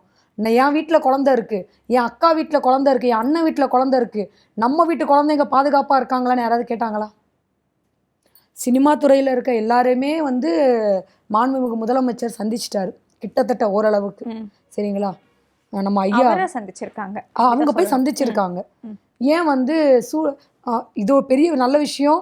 41 பேர் மரணம், அதுக்காக போய் பேசினாரு, அவங்கள வர வச்சு பார்த்தாரு. அதே மாதிரி இப்போ நடந்த அந்த சூலூர் பிரச்சனை, அந்த குழந்தையோட தாயை, அவங்க பேரண்ட்ஸை, ஃபேமிலியை கூப்பிட்டு பேசியிருந்துருக்கலாமே. ஆஸ் அ சிஎம்மாக இவரால் எல்லா இடத்துக்கும் ஓட முடியாது. அவருக்குன்னு ஒரு சில சர்டன் ப்ரோட்டோகால்ஸ் இருக்குது. அவரால் போக முடியாதுங்கிறது உண்மைதான். ஆனால் அதுக்காக அவர் வர வச்சாவது பார்த்துருந்துருக்கலாமே. ஏன் அதை செய்யலை? ஒன்றுமே இல்லை, சிம்பிளாக நான் ஒரு பீச்சுக்கு போகிறேன், அங்கே ஒரு கான்வர்சேஷன் நடக்குது. ஒரு பையன் வந்து அவங்க அப்பா பசங்க ரொம்ப ஜோவியலாக பேசிக்கிட்டு இருக்காங்க. இவன் இத்தனை தடவை எக்ஸாம் எழுதிட்டான், இவன் எக்ஸாம் எழுதி பாஸே பண்ண மாட்டான், கவர்மெண்ட் எக்ஸாம்ஸ் எழுதி. அந்த பையன் கிண்டலாக சொல்கிறான் அவங்க அப்பா கிட்ட. மேபி டிஎம்கே ஃபேமிலியாக இருக்கலாம், ஏடிஎம்கே ஃபேமிலியாக இருக்கலாம், என்டிகேவாக இருக்கலாம். பையன் வந்து கேஷுவலாக அவங்க அப்பாட்ட சொல்கிறான், அப்பா நீ கரூர் சம்பவத்துக்கு போயிருந்தா எனக்கு வேலை கிடச்சிருக்கும்பாங்க. இது மீம்ஸ்லாம் கூட வந்திருந்தது. இது லைவாக நான் பார்த்தது சொல்கிறேன். ஓகே. அவங்க அம்மா சிரிக்கிறாங்க. நல்ல வெல் செட்டில்டு ஃபேமிலியில் உள்ள ஒரு ஃபேமிலியோட கான்வர்சேஷன் எப்படி இருக்குன்னு பாருங்க. இறந்துட்டாங்க, நீங்கள் வேலை கொடுத்தது உண்மையிலே வரவேற்கத்தக்கது. ஒரு கூட்டத்துக்கு வந்தாங்க, இறந்துட்டாங்க, நீங்கள் வேலை கொடுத்தீங்க, எல்லாமே ஓகே. இன்றைக்கி வேலை இல்லாமல் 10 லட்சம் பேருக்கு மேலே வெயிட்டிங்கில் இருக்காங்களே, ஆல்ரெடி நிறைய போஸ்டிங் வந்து போட்டு பெண்டிங்கில் வச்சுருக்காங்களே, அதெல்லாம் ஏன் வந்து ஃபார்வர்ட் பண்ணலை? நிறைய டிபார்ட்மெண்ட்ஸில் ஆள் இல்லை, நிறைய மாவட்டங்களில் நிறைய வார்டில் லைன்மேன் இல்லை, அதை செஞ்சுருந்துருக்கலாமே. அவங்க கடன் வச்சுட்டு போயிட்டாங்கன்னு சொல்கிறீங்கன்னா நீங்கள் வந்து உள்ளே வந்து என்ன பண்ணியிருக்கீங்க? இதுதான் கொஷினாக இருக்குது. ஓகே, நீங்கள் இதுக்கு முன்னாடி சொன்ன மாதிரி நம்ம சமூக கேடுகள் அந்த பிரச்சனைகள்லாம் வரும்போது நம்ம உடனே கேள்வி கேட்கலாம். நீங்கள் இப்போ அட்ரஸ் பண்ணக்கூடிய விஷயங்கள் எல்லாமே நிர்வாக ரீதியான விஷயங்கள். இந்த விஷயங்களுக்கும் கால அவகாசம் கொடுக்கக்கூடாதுன்னு சொல்ல வரீங்களா? டெஃபினட்டாக கொடுக்கணுங்கிற, அதனால தான் திரும்பவும் சொல்கிறேன், கரண்ட் இல்லைன்னா அமைதியாக இருங்க, தொல்லை பண்ணாதீங்க கவர்மெண்ட். இல்லை நீங்கள் இந்த பிரச்சனைகள் எல்லாமே சமூக பிரச்சனைகள், அதுக்கும் நீங்கள் இப்போ இந்த வேலைவாய்ப்பு பிரச்சனைகள் எல்லாம் நிர்வாக பிரச்சனைகள், வித்தியாசம் இருக்குது. நிர்வாக பிரச்சனைகள், நிர்வாகிகள் ஏன் சரியாக வேலை செய்யலைன்னு கேட்கக்கூடிய இடத்துல யார் இருக்கா? ஒரே நாளில் மாறிடாது. 2 மாதம் டைம் இருந்துச்சு, 2 மாதம் டைம் இருந்துச்சு, மாறிச்சிங்களா? 1% ஏதோ ஒரே 1%. விவசாயிகள் ரோட்டில் இறங்கி போராட்டம் பண்ணாங்க, அவங்கள வந்து நாய்களோட மோசமாக நீங்கள் என்ன பண்ணுறீங்க, அடித்து வண்டியில் ஏற்றுற காணொலி எல்லாருமே இன்றைக்கி பார்த்துருப்போம் சமூக வலைத்தளத்தில். அப்போ எங்கே போனீங்க? எப்பா விவசாயிகள்ப்பா, அவங்கள அப்படி பண்ணாதீங்க. இன்றைக்கி அவங்க இல்லைன்னா நீங்களும் சாப்பிட முடியாது, நானும் சாப்பிட முடியாது. கரெக்டுங்களா? டெல்டா பகுதியில் உங்களுக்கு ஏன் ஓட்டு போடலைங்கிறதுக்கு இன்றைக்கி பதில் கிடச்சிருச்சிங்களா? டெல்டா பகுதி மக்களுக்கு நம்பிக்கை இல்லை. நீங்கள் வந்தீங்கன்னா அவங்களுக்கு தண்ணி கிடைக்குங்கிற நம்பிக்கை இல்லை. இன்றைக்கி பாதிக்கப்பட போகிறது டெல்டா மக்கள் மட்டும் கிடையாது, தமிழ்நாடோட மொத்த கட்டமைப்புமே பாதிக்கப்படும். ஈஸியாக ஒரு விவசாயி மேலே நீங்கள் கை வைக்கிறீங்கன்னா அது என்ன விதமான அராஜகமாக அதை நாங்கள் பார்க்கணும். ஒரு சமூக ஆர்வலராகவே இந்த கொஷின் நாங்கள் எழுப்புகிறோம். ஒரு விவசாயிகள் மேலே நீங்கள் கை வைக்கிறீங்க, கேள்வி கேட்க போகிறவங்களை நீங்கள் வந்து அரெஸ்ட் பண்ணுறீங்க. ஸோ இதை என்ன விதமான நாகரிகமான அரசியலாக இதை பார்க்கணும். ஆனால் வந்து சட்டசபையில் மட்டும் நீங்கள் வந்து இப்படி செய்கை காட்டுவீங்க, அப்பாவை காணும்பீங்க. இதெல்லாம் வந்து தமிழ்நாடு மக்கள் பார்த்துக்கிட்டு இருக்கணுமா? எனக்கு இப்போது டிவிகே கிட்ட இருக்கிற நிறைய நிர்வாகிகளாக இருக்கட்டும், இல்லை வந்து டிவிகே தொண்டர்களாக இருக்கட்டும், ஒரே ஒரு கேள்வி தான். டிஎம்கே வந்து மக்களுக்கு எதுவுமே செஞ்சது இல்லையா? ஏடிஎம்கே மக்களுக்கு எதுவுமே செஞ்சது இல்லையா? விமர்சிங்க. உங்கள் தலைவருக்காக இன்னொருத்தவங்களை நீங்கள் விமர்சிக்கும் போது அது கொஞ்சம் வந்து ஹெல்த்தியாக இருக்கணும். கரெக்டுங்களா? இப்போது உங்கள் பக்கம் ஓட்டு அதிகபட்சம்னு ஒரு 24 lakhs 25 lakhs ஓட் டிஃப்ரென்ஸில் தான் டிவிகே ஜெயிச்சிருக்கு. ஆட்சி அமைக்க கூட முடியாமல் தோழமை கட்சிகள் நிறைய பேர் கை கொடுத்துருக்காங்க. சிபிஐயாக இருக்கட்டும், சிபிஎம்மாக இருக்கட்டும், ஐயுஎம்எல்லாக இருக்கட்டும், எல்லாருமே சப்போர்ட் பண்ணியிருக்காங்க. யாருமே சப்போர்ட் பண்ணாமல் டிவிகே ஆட்சிக்கு வந்துருச்சா? கிடையாது. அப்போது நீங்கள் அதுக்கப்புறம் இப்போ எவ்வளோ பேர் சப்போர்ட் பண்ணி நீங்கள் அரசியலுக்குள்ளே வந்ததுக்கப்புறம் அந்த அரசியலோட பேச்சைகள் வந்து கொஞ்சம் நாகரிகமாக இருந்தால் நல்லா இருக்கும்னு மக்களாக எதிர்பார்க்குறாங்க. நம்ம பேக் டு அந்த ஆடியோ எடுத்துக்கிட்டோம் அப்படின்னா அதில் குறிப்பிடுறது நம்ம தலித் மக்களை தான் அவங்க வந்து குறிப்பிட்டு பேசுகிறாங்க. இப்போ விசிகா அவர்கள் டிவிகேக்குள்ளே இருக்கிறாங்க. நீங்கள் இந்த ஆடியோ நீங்கள் ஒரு ஸ்ட்ராட்டஜிஸ்டாக இருக்கிறதுனால நான் உங்ககிட்ட இந்த கேள்வி வைக்கிறேன். விசிகா வந்து இப்போ உள்ளே இருக்கிறாங்க, அதே இடத்துல பாமகவே எடுத்துகிட்டு வர்றதுக்கான பேச்சுவார்த்தைகள்லாம் நடக்குது அப்படிங்கிற ஒரு விஷயமும் இருக்குது. பாமக மேபி வர சான்சஸ் இருக்குது, கண்டிப்பாக வரலாம், கண்டிப்பாக வரலாம். பாமக போகும்போது நான் ஆல்ரெடி இப்போ இந்த சர்ச்சை இருக்கிறதுனால இப்போ விசிகே தலைமை என்ன முடிவு எடுக்க போகிறதுன்னு தெரியல. எனக்கு பர்சனலாக வன்னியரசன் தெரியும். Okay. So how he is, அவருக்கு வந்து ஒரு அமைச்சர் பதவிங்கிறது ஜஸ்ட் அவ்வளோதான், முக்கியம் இல்லைன்னு முக்கியம் கிடையாது அவருக்கு. அவருக்கு முக்கியம் இல்லை, ஆனால் அவங்களை நம்பி இருக்கிற மக்களுக்கு முக்கியம் இல்லை. அவங்கள நம்பி இருக்கிற மக்கள் யாரு? இதே தலித் மக்கள் தானே. கரெக்டு தானே? எல்லாருமே விசிகேல இருக்கவங்க அரசியல் ஆதாயத்துக்காகவோ பதவிக்காகவோ உள்ளவங்க கிடையாது. விசிகேவோட கட்டமைப்பை நம்ம எந்த கட்சியோட கட்டமைப்போடையும் சேர்த்து பேசவே முடியாது. ஏன்னா அவங்களோட கட்டமைப்பு அவங்க யாருமே பணத்துக்காகவோ பதவிக்காகவோ அந்த கட்சியில் இல்லை. விசிகேல இருக்க எல்லாருமே வந்து அந்த தலித் சமுதாயத்தோட முன்னேற்றத்துக்காக மட்டும்தான் இருக்காங்க. அப்படிங்கும்போது இந்த மாதிரி ஒரு ஆடியோ ஒருத்தர் பேசியிருக்காரு, 2 நாட்கள் ஆகுது, கைது செய்யப்படலை, தலைமையிலேருந்து ஒரு சின்ன ஒரு ப்ரெஸ் ரிலீஸ் ஒரு கண்டனம் தெரிவிக்கப்படலை. இதை எப்படி ஏற்றுப்பாங்கன்னு நீங்கள் நினைக்கிறீங்க? விசிகே மக்கள் என்ன சொன்னார்? 300 ரூபா கொடுத்தா ஓட்டு போடுவாங்க, அவ்வளோதான் தலித் மக்களோட வேல்யூவா? இந்த ஆடியோல ஃபுல் ஆடியோல வருது. இருக்கு. ம். இப்போ நான் ப்ளே பண்ண ஆடியோல இருக்கே. 300 300 கொடுத்தா ஓட்டு போடுவாங்க. 300 அப்ப கொடுத்துருக்காங்க. மேபி அப்படிதான் நம்ம எடுத்துக்கிடணும். ம். 300 கொடுத்தா ஓட்டு போடுவாங்கன்னு சொல்லக்கூடிய இடத்துல மக்களை வச்சிருக்காங்க. ஓகே. அப்போ நீங்க என்ன ஹெல்தியான பாலிடிக்ஸ் பண்றீங்க? ஆனா பணம் கொடுக்காம ஆட்சிக்கு வந்தோம் அப்படிங்கிற ஒரு டேகையும் யூஸ் பண்ணிக்கிறாங்க. நான் தான் சொல்லிட்டேனே, பணம் கொடுக்கப்பட்டிருக்கு. ஓகே. இப்போ அதுக்கு எவிடன்ஸ் வேணும் அப்படின்னா அங்கே இது வந்து ஆக்சுவலி சிபிஐ வழக்காக மாற்றினாங்க அப்படின்னா, சென்ட்ரல்லேருந்து இன்டர்வென்ஷன் எடுத்து உள்ளே வந்தாங்க அப்படின்னா, இங்கே என்னென்ன தப்பு நடந்திருக்கு, இந்த தப்புக்கு யார் யார் காரணம், இது எல்லாமே வந்து வெளியே வரும். மேபி நாளைக்கு சதீஷ் அரெஸ்ட் ஆகும்போது, சதீஷோட ஒரு சில ரெக்கார்ட்ஸ் எடுக்கும்போது திலீப் அவர்கள் சம்மந்தப்பட்ட விஷயங்கள் கூட வெளியில் வர சான்சஸ் இருக்குது. மேபி அவர் பதவியை ராஜினாமா பண்ண சொல்லலாம், அடிப்படை உறுப்பினர்லேருந்து அவரை எடுக்கலாம். அது தலைமை டிசைட் பண்ணும். எண்ட் ஆஃப் த டே சம்பந்தப்பட்ட விஷயங்கள்னா எதை சொல்றீங்க மேம்? சீட்டுக்கு பணம் கொடுத்ததா இருக்கட்டும். ஏன்னா என்கிட்ட அவர் சொல்லியிருக்காரு. என்கிட்ட அவர் இன்னைக்கு நாளை இப்போ நான் இந்த ஆடியோ இது வெளியாகும் போது நாளைக்கு நான் அப்படிலாம் சொல்லலைன்னு அவர் சொன்னார்னா, நாங்கள் அந்த ஆஃபீஸில் ட்ராவல் பண்ண அந்த 2 டேஸோட மொத்த சிசிடிவி ரெக்கார்ட்ஸும் அவர் எடுத்து கீழே வச்சுட்டு அதை பேச சொல்லுங்க. எரிஞ்சிருச்சுன்னு சொல்லுவாங்க. மேபி அவன் 80 ஆடியோ ஏதோ சம்திங் எரிஞ்சா 120 ஆடியோ கொண்டு வர குரூப் தான். அதனால மேபி பாசிபிலிட்டிஸ் இருக்கு. அப்போ இல்லைன்னா நீங்க அப்போ அன்னைக்கு நான் கொடுக்கும்போதே நீங்க மறுப்பு தெரிவிச்சிருந்துருக்கணும். ஏன் தெரிவிக்கல? ஆனா அவங்க குரூப்ல வந்து என்னோட ஃபோட்டோ போட்டு, என்னோட ட்ரூ காலர்ல இருந்து என்னோட டிபியோட ஃபோட்டோ எடுத்து அவ்வளோ கொச்சையா அவ்வளோ அவதூறாக போட்டிருக்காங்க. அவங்க கட்சியில் உள்ளவங்களே எனக்கு வந்து அதை ஃபார்வர்ட் பண்ணுறாங்க. ஃபார்வர்ட் பண்ணி இந்த மாதிரி உன்னை பற்றி போடுறாங்கப்பா, எங்களுக்கு சங்கடமாக இருக்குது, எங்களால் இதுக்கு பதிலும் பேச முடியலை. இப்போ என்னன்னா, இப்போ அடுத்த கட்டம் எப்படின்னா, மாவட்ட செயலர் போஸ்டிங் இப்போது எல்லாம் அடிச்சுக்க ஆரம்பிச்சிட்டாங்க. திலீப் அவர்களுக்கு மாவட்ட செயலர் போஸ்டிங் வேணும். ஓகே. இந்த ஆடியோ வெளி வந்ததுன்னா அவருடைய பதவி பறி போயிருங்கிறது தெரிஞ்சு அடுத்த கட்டத்துக்கு மூவ் ஆயிட்டாங்க. ஓகே. அவர் எங்கே இருக்காரு? அவர் அண்ணன் வீட்டில் சேஃபாக இருக்காரு. யார் அந்த அண்ணங்கிறத பப்ளிக்கும் காவல்துறையும் கண்டுபிடிச்சி சொல்லணும். அதனால தான் இது வந்து ஸ்டேட் போலீஸ் விசாரிச்சு இதுக்கான ஒரு பதில் வருமானு கேட்டால் தெரியல மேம். எனக்கு சிபிஐ விசாரணை வேணும். கண்டிப்பாக சிபிஐ விசாரணை வேணும். சிபிஐ விசாரணை வந்தால் அது எத்தனை வருஷத்துக்கு இழுக்கும் அப்படிங்கிற ஒரு விஷயமும் இருக்கே. அதை ஃபாஸ்ட்டாக முடிக்கிறதுக்கான என்ன ப்ரொசீஜர்ஸோ அதை ஃபாலோ அப் கொண்டு வரலாம். ஏன் ஒரு செந்தில் பாலாஜி அவர்கள் மேலே பதிஞ்ச விசாரணை உடனே முடிச்சாங்களே, டக்குன்னு முடிச்சாங்க, டக்குன்னு அரெஸ்ட் பண்ணாங்களே. அவர் தவறு பண்ணியிருக்காரு பண்ணலைங்கிறது 2வது பட்சம், அது நம்மளுக்கு தெரியாது. ஓகேவா? ஒரு சிபிஐ ஒரு வழக்கு பதிவு பண்ணியிருக்கு, இன்னும் அதுக்கான உரிய தீர்ப்பு வரல. தீர்ப்பு வந்தால் தான் அவர் குற்றவாளி. தீர்ப்பு வராத வரைக்கும் அவர் குற்றவாளி கிடையாது. ஆனால் மேடைக்கு மேடை ஏறி 10 ரூபா பாலாஜி 10 ரூபா பாலாஜிங்கிறாங்க. டாஸ்மார்க்ல 20 ரூபா 30 ரூபா வாங்கிட்டு இருக்காங்க. அதுக்கு எங்கே போய் கேட்குறதுன்னு தெரியல. உடனே இப்போ இது கீழே கமெண்ட் பண்ணுவாங்க, நீ எந்த டாஸ்மார்க்ல போய் 20 ரூபா கொடுத்து வாங்கினம்பாங்க. அது வெளிப்படையாக வந்துட்டு இருக்குதே.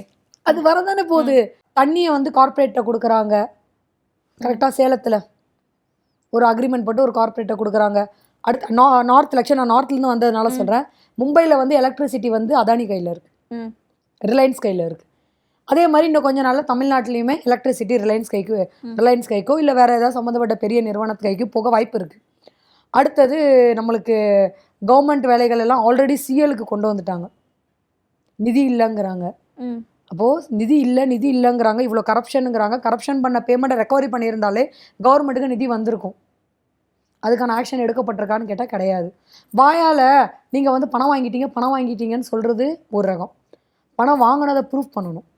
ப்ரூஃப் பண்ணாமல் மேடைக்கு மேடை ஏறி ஒரு 50 லட்ச ரூபாவில் பிரம்மாண்டமான செட்டை போட்டு, ஏன்னா நம்ம எல்லாம் ஈவெண்ட்ஸ் பார்த்ததுனால நாங்கள் சொல்கிறோம், ஒரு 50 லட்ச ரூபா பிரம்மாண்டமான செட்டு போட்டு, மேபி அவர் சொன்ன மாதிரி 300 ரூபா கொடுத்தா மக்கள் வருவாங்க போல். மேபி 300 ரூபா கொடுத்து தான் எல்லா இடத்துலையும் அவங்க மக்களை கூட்டியிருக்காங்க போல். அதுவும் எங்களுக்கு தெரியலை. 300 ரூபா கொடுத்து மக்களை கூட்டி பெரிய அளவுக்கு பிரம்மாண்டமாக நம்ம ட்ரோன் ஷாட்லாம் விட்டு நிறைய மீடியாஸ் ப்ரெஸ்ஸு அதை எக்ஸாஜரேட் பண்ணி வெளியில் காமிச்சு, எங்கள் அண்ணன் வந்தாருப்பா, எங்கள் அண்ணன் வந்து 1 லட்சம் பேர் கூட்டிட்டாங்கப்பா, அதில் ஒரு 40 பேர் இறந்துட்டாங்கப்பா, இதை மாதிரிலாம் ஒரு ஷோ க்ரியேட் பண்ணி இவங்களால் இதை பண்ணி பேசுகிறாங்கல்ல. அந்த இடத்துல ஏன் வந்து இந்த மாதிரி குழந்தைங்க மேலே நிறைய விஷயங்கள் நடந்துக்கிட்டு இருக்கு, ஏன் இதெல்லாம் பேச மாட்றாங்கங்கிறது ஒரு பெரிய கொஷின் மார்க். அந்த இடத்துல அவர் வந்து இன்னும் கொஞ்சம் ஓட்டு போட்டு என்னை முழு பெரும்பான்மையோட ஜெயிக்க வச்சிருக்கலாமேன்னு கேட்கக்கூடிய மாண்புமிகு முதலமைச்சர் அவர்கள் ஏன் வந்து இந்த விஷயத்தெல்லாமே அட்ரஸ் பண்ண மாட்டார்? 2 நாள் ஆச்சு இல்லை, ஒரு ப்ரெஸ் மீட் கொடுக்க 2 நாள் போதாதா? அவர் நான் பேசவே மாட்டேன்ட்டு இருக்காரு. சரி, அவர் பேச வேண்டாம், அவருக்கு ரெப்ரசன்டேட்டிவாக பேசுகிற இன்றைக்கி நிறைய பேர் இருக்காங்களே. ஆதவ அர்ஜுனா அண்ணா வந்து நம்ம விசிகேல டிராவல் பண்ணியிருக்காரு. ம். அவர் பேசியிருந்திருக்கலாமே. மற்ற பிரச்சனையெல்லாம் வந்து சிஎம்க்கு ரெப்ரசன்டேட்டிவாக பேசக்கூடியவங்க ஏன் இந்த பிரச்சனையை பேசலை? ஓகே. பேசியிருக்காரு. 2 நாள் ஆகுது. ம். ஃபுல் இப்போ நம்ம நாமக்கல்ல நடந்த இதுக்கு வந்து அண்ணன் திரும்ப போயிருக்காரு. ம். ஒரே மேடையில் உட்காந்துருக்காங்க. அப்போது அந்த இடத்துல சர்ச்சை கிளம்புது. சர்ச்சை ஆயிருக்கும், நீங்கள் பார்த்துருந்துருப்பீங்க. அந்த சர்ச்சையில் கூப்பிட்டு இந்த மாதிரி ஒன்று இருக்குங்கிறத திலீப் அவர்கள் நல்லவர்களாக இருந்தால் ம். சொல்லியிருந்திருக்கலாமே. எத்தனை தடவை தலைமைக்கு பதவி ஏற்க வந்தார்? எத்தனை தடவை பொதுச் செயலாளரை பார்த்தாரு? ஏன் அவர் பொதுச் செயலாளர்கிட்ட சொல்லலை? ஏன் இந்த மக்களுக்குள்ள கொஷின் வரல? ஏன் விசிகே தலைவர்கள்கிட்டயோ விசிகே தொண்டர்கள்கிட்டயோ இந்த கொஷின் வரல? ம். இன்னைக்கு ஒரு நம்ம சமுதாயத்தை பேசிட்டாங்கங்கிறது கொதிக்கக்கூடிய விசிகே தோழர்கள் ஏன் வந்து திலீப் அவர்கள் மேபி அவருக்கு தெரிஞ்சிருக்க விஷயம் இவ்வளோ பெரிய இப்போ நாங்கள் கொடுத்த இன்டர்வியூஸே நிறைய இடத்துல பப்ளிஷ் ஆயிருக்கு, நிறைய பேர் ஷேர் பண்ணியிருக்காங்க, நிறைய பேர் பார்த்துருக்காங்க. அப்போ திலீப் அவர்களுக்கு இதுக்கு சம்மந்தம் இருக்கா இல்லையாங்கிறத ஏன் இது வரைக்கும் தலைமையிலேருந்து விசாரிக்கல? ஓகே. விசிகா தலைமையும் இன்னும் பேசல. இல்லையே, பேசலையே. ம். அதான் சொல்றேன், இன்னும் அவங்களுமே பேசல. ம். விசிகேல இருக்க நிறைய நிர்வாகிகள் பேசிக்கிட்டு இருக்காங்க, விசிகேல இருக்க நிறைய தொண்டர்கள் பேசிக்கிட்டு இருக்காங்க. தலைமையும் கண்டிப்பாக பேசுவாங்க, பேசாமலாம் போக மாட்டாங்க. நீங்கள் நினைக்கிற மாதிரி மற்ற கட்சிகள் மூடி மறைக்கிற மாதிரி விசிகே தலைமை மூடி மறைக்காது. அந்த பேச வேண்டிய சூழ்நிலையில இப்போ இருக்கிறாங்களா? ஆமாம், இல்ல அந்த சூழ்நிலையில தான் இருக்கிறாங்கன்னு நினைக்கிறேன். டெஃபினட்டாக பேசுவாங்க. ஓகே, பாப்போம். டெஃபினட்டாக கண்டிப்பாக விசிகே தலைமை இதுக்கான தக்க பதில் கொடுக்கும். ம். அவங்க கொடுக்குற பதில் தான். ஏன்னா இப்போ தலித் மக்கள் வந்து வெறும் நீங்கள் தமிழ்நாட்டில் மட்டும் கிடையாது, ம். ஆல் ஓவர் வேர்ல்டில் இருக்காங்க. ம். இங்கேருந்து சாதிச்சவங்க பல கோடி பேர். அப்போது இவங்க எல்லாரையுமே ரெப்ரசன்ட் பண்ணி தான் வந்து அண்ணன் தொல் திருமாவளவன் இருக்காரு. அப்போது அவர் பேச மாட்டார்னு நீங்கள் நினைக்கிறீங்களா? ம். பேசுனா சந்தோஷம், அதுதான் சொல்றோம். கண்டிப்பாக அவர் பேசுவார், மக்களுக்காக கண்டிப்பாக பேசுவார். ம். இது வரைக்கும் மேபி ஒரு அரசியல் கட்டமைப்பில் இருக்கிறதுனால ஒரு சில இடத்துல பேசாமல் மேபி இருந்திருக்கலாம். ஆனால் இந்த பிரச்சனையை அவர் பேசாமல் இருக்க மாட்டார். ஓகே. இது நான் பர்சனலாக நம்புகிறேன். ம். ஏன்னா அவங்க நிர்வாகிகளோட நம்ம பேசிக்கிட்டு இருக்கோம். அண்ணன் வன்னியரசியுமே பார்க்க அப்பாயின்மெண்ட் கேட்டிருக்கோம், பார்க்க போகிறோம். அடுத்தது இதை பற்றி கமிஷன் ஆஃபீஸில் ஒரு விரிவான, ஏன்னா இப்போது சின்ன சின்ன ஆடியோ தான் லீக் ஆகுது, ஸோ விரிவான ஒரு பெட்டிஷனாக கமிஷன் ஆஃபீஸில் கொடுக்க போகிறோம். ஸோ இன்றைக்கி இங்கே வந்ததுக்கான நோக்கம் என்னென்னா, இதை நாங்கள் இனிஷியேட்டிவ் பண்ண ஸ்டார்ட் பண்ணிட்டோம். இது மக்களுக்கு தெரியணும். ஏன்னா அன்னைக்கு வந்து மக்கள் என்ன சொன்னாங்கன்னா, இவங்களோட ஆதாயத்துக்காக பேசுகிறாங்க. இன்னைக்கு என்னோட ஆதாயத்துக்காக நான் பேச வேண்டியதாக இருந்திருந்தேன்னா நான் இங்கே உட்காந்து பேச மாட்டேன், டிஎம்கே கட்சி ஆஃபீஸில் உட்காந்து பேசியிருப்பேன், நம்ம ஏடிஎம்கே கட்சி ஆஃபீஸில் உட்காந்து பேசியிருப்பேன். இங்கே உட்காந்து பேசணுங்கிற நெசசிட்டி எனக்கு கிடையாது. சின்ன சின்ன ஆடியோக்கள் வெளிவருது அப்படின்னு சொல்றீங்க, அப்போ இன்னும் பல ஆடியோக்கள் உங்ககிட்ட இருக்கு? Yes, 6 minutes audio. It's a complete 6 minute ஒரு காம்பாக்ட் ஆடியோ இருக்குது. அதாவது இந்த ஒரே ஃபோன் காலே 6 minutesக்கு இருக்கிறது இருக்கு. ஆமாம். ஓகே, அதோட ஸ்டார்டிங் பாயிண்ட் அப்போ உங்களுக்கு தெரியும் எங்கேருந்து ஆரம்பிச்சிருக்கு அப்படிங்கிறத சொல்லலாமே? இல்லை, அதுதான் இப்போ உங்களுக்கு அந்த ஆடியோ நான் கொடுத்துருக்கேன், நீங்கள் சேனலில் பப்ளிஷ் பண்ணுங்க. Okay, full audio full audio கொடுத்துருக்கேன், நீங்கள் பப்ளிஷ் பண்ணுங்க. நீங்க கூட்டு வந்து வேலை செஞ்சுக்கங்களேன், ஜெயிச்சுக்கங்களேன் அப்படின்னு. சரிங்க, மணிகிட்ட வேணா கேட்டுக்கங்களேன் அப்படின்ட்டேன் நான். அது எப்படி அவன் ஆகாதவன், நம்ம எதுக்கும் கூப்பிடாதவன், உன்னை வச்சு பண்ணிக்கோன்னு இவ்வளவு பெரிய விஷயத்துக்கு உன்னை முன்னிலைத்தை படுத்தி அவனை வச்சு செஞ்சுக்கோன்னு சொல்றேன்னா அப்ப என்ன அர்த்தம்? நீ செஞ்சிடலாம் பார்த்து மீறி எவன் பார்த்தாலும் எனக்கு கவலை இல்லை மோகன். யாரு எவன் பார்த்தாலும் எனக்கு டவுட் தான் மேட்ரு. சரி விடுங்க, அது கிளியர் பண்ணியாச்சு, விடுங்க பேசி என்ன நம்ம ஆக வேண்டிய வேலையை பார்ப்போம். அதான் மோகன், நம்மளுக்குன்னு வந்து நம்மளுக்கு அண்ணன் இருக்காரு, அவர் சொல்றாரு, அந்த கல்யாண ஜோடி பண்ணாங்கல்ல, அது சொல்றாரு, அவனுங்க எல்லாம் கம்யூனிட்டியா இருக்கானுங்கடா. ஓஹோ, யாரு அவன்? பூபதி. ஓ, 3 பேர் ஒரே கமிட்டியா? ஆமா, எஸ்சி தான். ஓஹோ, பாலா என் கூட எல்லாம் மண்டை கழுவிடுவானுங்க தெரியுமா? ஓப்பனா சொல்றேன். ஐயோ சாரி, இங்க பாரு, பாலா என் கூட இருந்தா மண்டை, நான் தான் சொன்னேன், நீ மண்டை கழுவ என்ன பண்ணணும்னு எனக்கு தெரியும். மரியாதை யாரும் இருப்பாங்களா? இருக்கவே மாட்டாங்க. அதான் சொல்றேன், பாலா போனா மட்டும் மரியாதை கொடுத்துருவாங்களா? இவன் வந்து என்ன தெரியுமா, நம்ம மணி இப்ப நீ கேட்டவனே மாவட்டத்துல அவர் என்ன செய்யலாரு, அவருக்கே இவனுக்கு மேல நம்பிக்கை இல்ல, என்னைய கூப்பிட்டு வேலை செஞ்ச வச்சாரு. அது தேவையா நம்மளுக்கு? சரி சரி சரி, அது தேவையா? சொல்லனாலதான் நமக்கு கேட்டு கூட எஸ்சி அவன் ஓட்டு நீ ஒரு ஓட்டு எடுத்து காட்டியா?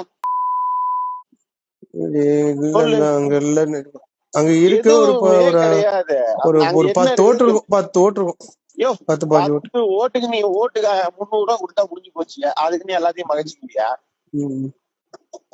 ஐயோ அங்க இருக்குதா ஓட்டு, நான் உனக்கு புடிச்சு தரேன். கௌதம் வீட்டு ஓட்டு இருக்கு 6 ஓட்டு. நம்ம இப்ப சதீஷ் ஓட்டு எல்லாம் ஏகப்பட்டது வெங்கி சதீஷை வச்சு நிறைய பேர் பேசியிருக்கு இப்ப திரைப்படத்துல. எல்லாம் வேலை பாட்டுக்கு அது பாட்டுக்கு போயிட்டே தான் இருக்குது. இதெல்லாம் எப்படி கிடைக்குது உனக்கு? எல்லாம் எப்படி ராதா இருக்காப்புல இப்ப நம்ம இது பண்ணோமே, அவரு ஓட்டு, அவர் வீட்டு ஓட்டு இதெல்லாம் எப்படி கிடைச்சது? நீ எங்க உள்ள வந்த, என்ன செஞ்ச, எப்படி பண்ண, எல்லாமே எங்க ஆதி அந்தம் இங்க. உனக்கு ஒண்ணு இல்ல, உன முத்திரை குத்தி மாவாட்டை இணைச்சாலும் முத்திரை குத்தி வெளியே தூக்கி தான் போட்டேன். என்ன நீந்திக்கோ, பொழைச்சிக்கோ, போய்க்கோ, அப்படிதான் நீ நீந்திட்டு இருக்க. உண்மையா? உண்மையா இல்லையா? ஆமா. நான் என்ன பணம் கொடுத்துட்டு நான் வர்றப்பெல்லாம் நீ நிக்கணும், நீ எனக்கு கூட இருக்கணும், உனக்கு பொறுப்பு கொடுத்தல, நான் ஏதாவது ஒண்ணு பேசுறேன்னா ஒண்ணு அப்படியெல்லாம் பேசிட்டா செஞ்சுலாம் வச்சிருக்கணும். என்னை பொறுத்த வரைக்கும் ஸ்டார்ட் நான் ஒரு வார்த்தை விட்டேன். எங்க வேன்ல வரப்ப, சார் சதீஷோட முடிஞ்சிடக்கூடாது, 100 1000 லட்சம் பேர் பின்னாடி இருக்கணும் சார். சதீஷ் போயிட்டான், அவன் முன்னாடி 1000 பேர் இருக்கானுங்கடா அப்படின்னு வரணும் அப்படின்னு நினைக்கிற கேரக்டர் நான் அவட்டே சொல்லிட்டேன். சரி சரி சரி. ஆமா, சும்மா மணி சேரானா நீ யோசிச்சு பாரு. எனக்கு தெரியுமா உன்கிட்ட சொன்னேன் மணி சேரான்ட்டு. நீ அப்ப சொன்னா நீ உடனே உனக்கு ஆகா தலைவா சொல்லவும் தான் நான் கேட்டேன். இல்ல அத கூட சொல்ல மாட்டேன். நீ உன் வாயில அந்த வார்த்தை வரலாமா? அவன் மாவட்டத்துக்கு மரியாதையே கொடுக்கறது கிடையாது. அவன் கிழக்கு மாவட்டத்துல போயிட்டு அந்த பேரை நீ என்ன சொல்றன்னு நீ உண்மையா கேட்கலாம். நீ அந்த வார்த்தை சொல்ல உடனே அவனுக்கு போன் அடிச்சு நீ கேக்குற. இதுதான் உனக்கு உள்ள மெச்சூரிட்டி.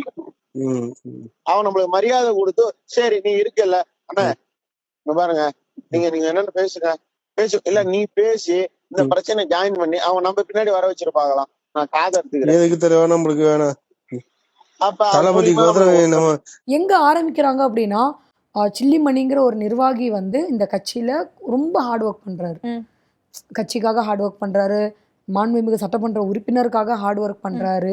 இந்த ஹார்ட் ஒர்க் பண்றத இவங்க பின்னாடி போய், இப்போ நீங்க எனக்கு ஹார்ட் ஒர்க் பண்றீங்கன்னா நான் உங்களை என்ன செய்வேன்?